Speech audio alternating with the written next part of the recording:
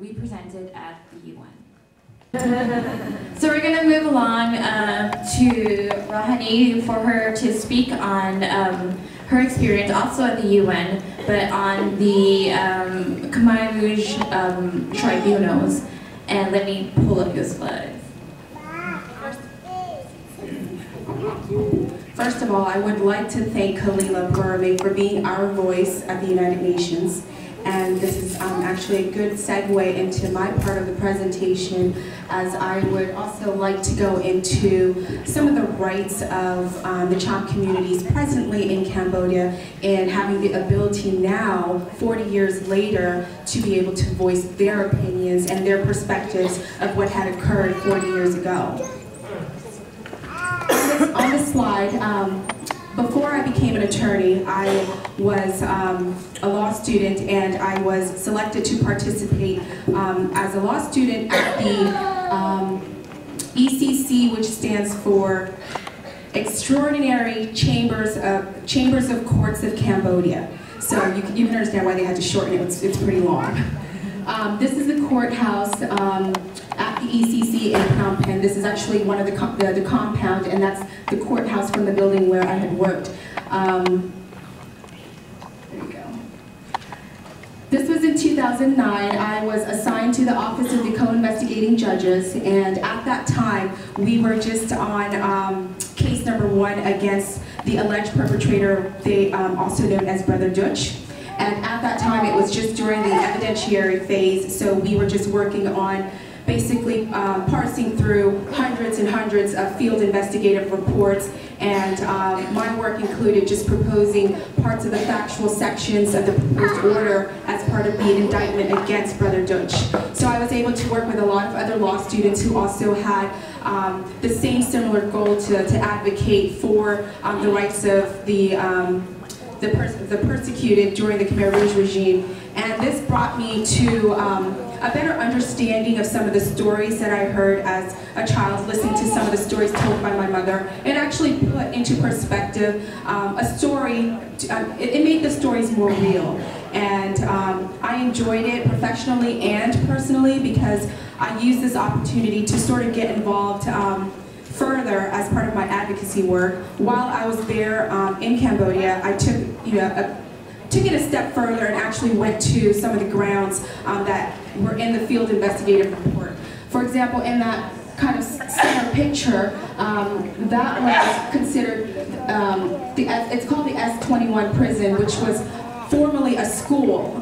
They turned it into a torture area, and not that I want to sound like I'm commending the Khmer Rouge regime, but they were very meticulous on documenting how they tortured, who they tortured, and they just had so much records that it made it easier to make a case against the first perpetrator. So at that prison, they just had photos and photos, and they had the actual rooms where they had the torture, the actual tools that they used to torture. So it's sort of, it was an eerie experience, but it was also at the same time needed for me personally to understand the struggles that my parents went through in coming to this state. In addition to the prison visit, I also went to the Chung Ek killing fields, which was a massive grave site where they had several different grave sites where they would bury, the people that they tortured, and they had it separated by ages, gender, and just walking through the killing fields. It's an experience in itself if you're not, if you're not that sensitive to seeing things just, in front of your face. For example, while you're walking on the fields, you can actually see bones and clothes still sort of sprouting from underneath the ground. So that was one of my other experiences as part of my work at the United Nations Court. And I would also like to include that when I was there working, one of the survivors in 1979 that was kept alive at the S21 prison was actually an artist. His name was Vanat, and he was kept alive, chained for the very single reason to basically document their torture. Because he was a painter, he was left there alive so that he could actually paint every type of torture, all the officials that were involved in the torture. So I was actually very pleased to be present during art gallery during my internship there, and that is him right there, the artist Van at his gallery opening, just portraying some of the arts that kept him alive because of his talent. So, fast forward 40 years later, this is the 40th anniversary of the Khmer Rouge regime. How does my work at the ECC impact the Champa communities? As we heard, it seems like this is a common theme from the previous panel and this panel, is that we all have the right to voice. We all have the right to be able to speak about our struggles. And this is the one United Nations court that actually has the ability and is the first court to actually provide victims to be able to have a voice and to be able to participate in the criminal trial.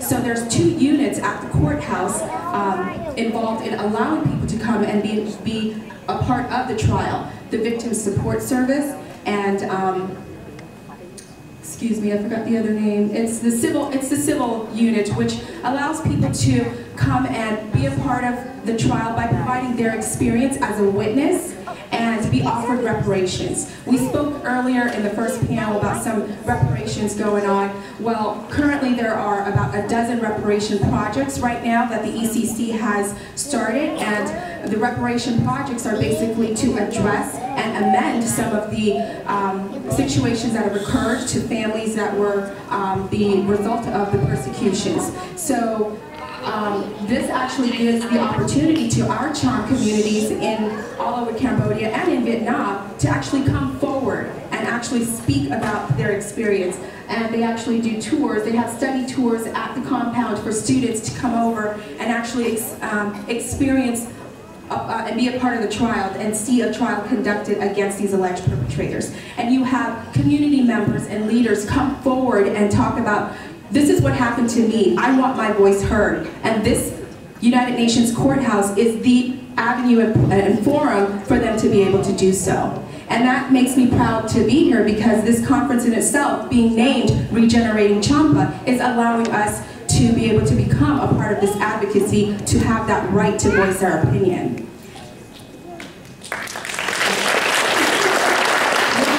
One last thing, I had a really awesome experience in Cambodia during this internship, and I know, I'm looking at the audience, we have people in college and our students of many different fields. You don't have to have an interest in law to participate at this internship. So if you are interested, there is applications that they're accepting right now for an internship program there at the ECC, and the application is coming up. It's June 3rd. So I encourage you, as we're all here encouraging everyone, please get involved. We know that we have our other fellows in Cambodia and in Vietnam who are beating the same drums that we are. So please get involved.